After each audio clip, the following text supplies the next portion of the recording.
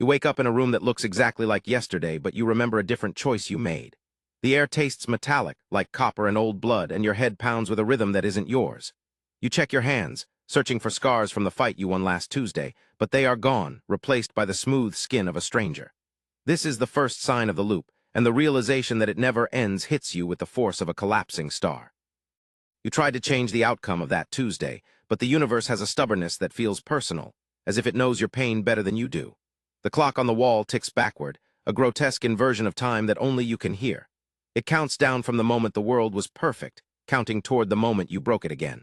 You are trapped in a simulation of your own misery, a recurring nightmare of a man who cannot save his family from a fate he cannot accept. The door creaks open and you are alone.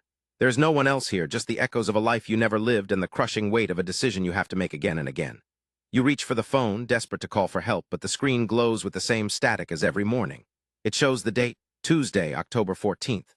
Tomorrow is not yet. It is already behind you, erased by your own arrival. You try to run, to sprint past the window, but your legs feel like lead. You remember the look on her face, the one where her eyes held a terrifying clarity.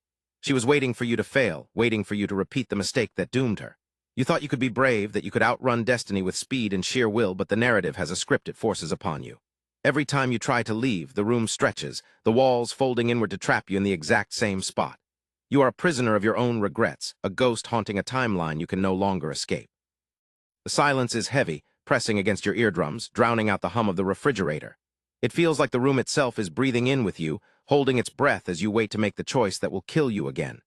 You look at the mirror and see a face you don't recognize, a mask of desperation painted over your features. The memories of the last loop are still fresh, the details blurring like a photograph left in the sun too long. She was waiting in the kitchen, the soup bubbling on the stove, the smoke rolling under the door. You stood in the doorway, a soldier holding a gun in a world that did not want a soldier. You wanted to protect her, to build a life of safety and warmth, but you forgot the one rule that matters. Sometimes, doing nothing is the only thing that saves you. The realization hits you with a cold clarity, shattering your hope like glass. You realize now that the loop isn't about the past. It is about the present, about how you are currently experiencing the trauma of knowing it's already over. The phone rings again, a sound that has become more painful than the physical toll of the days. It is her voice, fragmented and distorted, screaming a question you have already answered 1,000 times. "Why did you choose me?" she asks, her voice cutting through the static. "Why did you choose to lose me when you knew the cost?" You try to speak, but your throat is closed, a lock formed from years of trying and failing to fix it. You realize that the game is not to win, but to understand why you keep playing it. The room begins to shake, a low tremor that vibrates through the floorboards and up into your bones. The shadows lengthen, stretching out like fingers reaching for your ankles. You are fading, or perhaps you are finally waking up and the world has changed. But the clock is still ticking, a cruel reminder that the day is not done.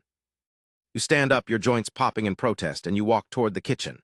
The lights flicker, buzzing like angry insects, casting long, distorted shadows across the tiles. You are ready to face the end, or perhaps the beginning of the story you have written yourself.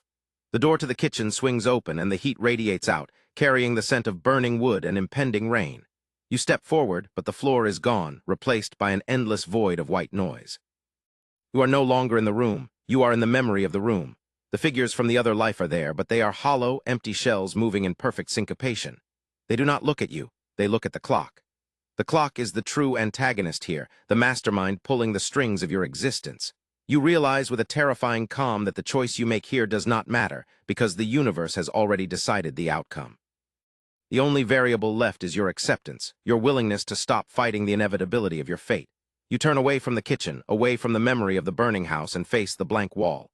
The reflection in the glass is no longer your face. It is the face of the man you used to be, the man who believed he could rewrite the story. You have to admit it now that the loop is not a trap, but a test. A test of whether you can survive the truth that you cannot control your life.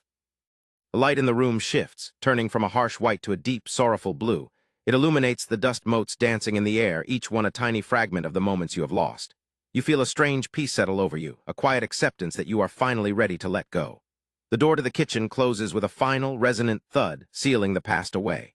You stand in the center of the room, the silence returning, but this time it feels different. It feels like the silence of a held breath about to let out, about to break the cycle. You look down at your hands, and for the first time you see the scars from the fight, the marks of a life truly lived. The clock stops. The static disappears from the phone. You take a breath, and the air tastes clean like fresh rain and new beginnings. The loop is broken, or perhaps it is just beginning, and you are no longer a prisoner of your own making. You are the architect of your own fate, building a world where the mistakes don't have to be repeated. The sun rises outside the window, casting a warm glow over the floor. You walk toward the door, ready to step into the day that is waiting for you, one that does not demand repetition. The path ahead is uncertain, the future unwritten, but you are no longer afraid to write it yourself. The journey is the point, and you are finally truly alive.